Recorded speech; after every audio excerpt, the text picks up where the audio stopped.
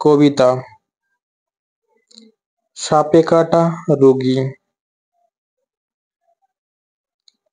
ফুলের রস থেকে বঞ্চিত হয়ে কয়েকটি যুবক আধ্যাত্মিক চিন্তাশীল হয়েছে।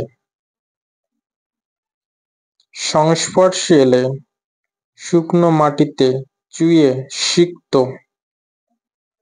হয়। ফাটায় জল দেখলে বলে কাজ হচ্ছে। আমিও বিশ্বাস করি।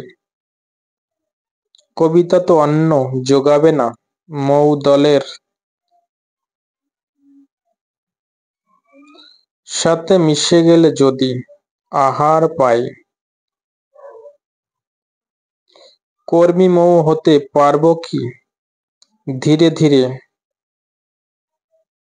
শিখে যাব হয়তো।